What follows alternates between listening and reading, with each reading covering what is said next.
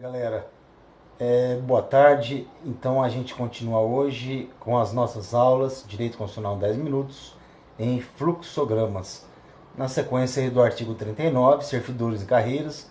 O artigo 39 diz que a União, os Estados, o Distrito Federal e os municípios devem instituir aí o Conselho de Política de Administração e Remuneração de Pessoal, integrado por servidores designados pelos respectivos poderes, atentos com essa restrição constitucional. Parágrafo 2º. A União, os Estados e o Distrito Federal manterão escolas do governo para a formação e aperfeiçoamento de servidores públicos, constituindo-se a participação nos cursos um dos requisitos para a promoção na carreira, facultada para isso a celebração de convênios ou contratos entre os entes federados.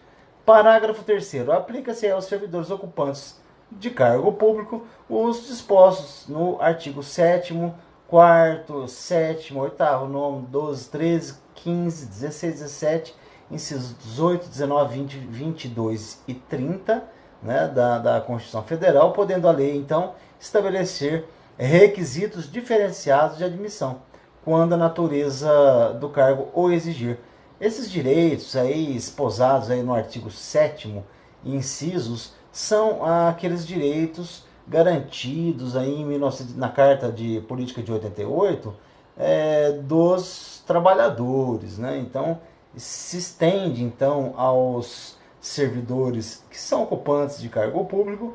Esses dispositivos têm aplicabilidade aí no que diz respeito aos direitos trabalhistas.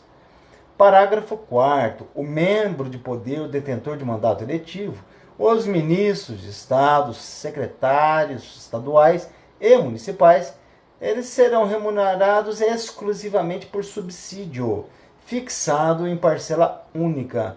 Vejam só, grifo nosso, aqui alteração pela emenda constitucional 19. Vedado aí, segue o texto constitucional, vedado o acréscimo de qualquer gratificação adicional, abono, prêmio, verba de representação ou outra espécie remuneratória, obedecido em qualquer caso disposto no artigo 37, inciso 10 e 11. Parágrafo 5º. Lei da União, Estados, Distrito Federal e municípios poderá estabelecer a relação entre a maior e a menor remuneração dos servidores públicos, obedecido em qualquer caso disposto no artigo 37, 11 da Constituição Federal. Parágrafo 6º. Os poderes executivo, legislativo e judiciário publicarão anualmente os valores do subsídio e da remuneração dos cargos em empregos públicos. Parágrafo 7º. Só um parênteses aqui. O subsídio nada mais é do que um valor único, né?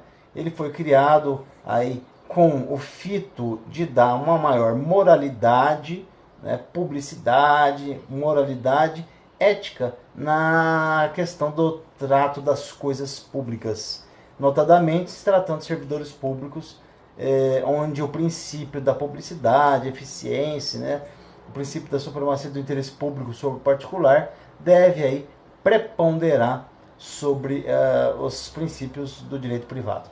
Vejam só, parágrafo 7º, na sequência, lei da União, dos Estados, do Distrito Federal e dos municípios vai disciplinar a aplicação dos recursos orçamentários provenientes de economia com despesas concorrentes em cada órgão, autarquia e fundação, para aplicação no desenvolvimento de programas de qualidade e produtividade, treinamento e desenvolvimento, modernização, reaparelhamento e racionalização do serviço público, inclusive, pessoal, sob a forma de adicional ou prêmio de produtividade.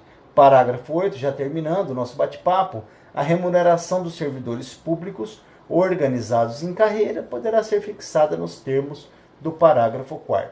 Um pouco de jurisprudência relativo a esses artigos, né? O artigo 39 e seguintes. O artigo 7º, inciso 4º, 39, parágrafo 3º, pela redação da emenda constitucional 19 de 98 da Constituição, refere-se ao total da remuneração percebida pelo servidor público.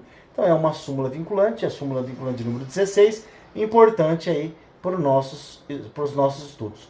Outra súmula vinculante, a 15, o cálculo de gratificações e outras vantagens do servidor público não incide aí sobre o abono utilizado para se atingir aí o salário mínimo. Súmula vinculante 15. Última súmula vinculante 4, né, salvo nos casos previstos na Constituição, o salário mínimo não pode ser usado como indexador de base de cálculo de vantagem de servidor público ou de empregado, nem ser substituído por decisão judicial. Súmula 683 e 679, depois os senhores vejam com calma em casa, vai falar do limite da idade, né, de concursos públicos. Para inscrição nos concursos públicos, isso se legitima em face do artigo 730 da CF, quando possa ser justificado pela natureza das atribuições do cargo a ser preenchido.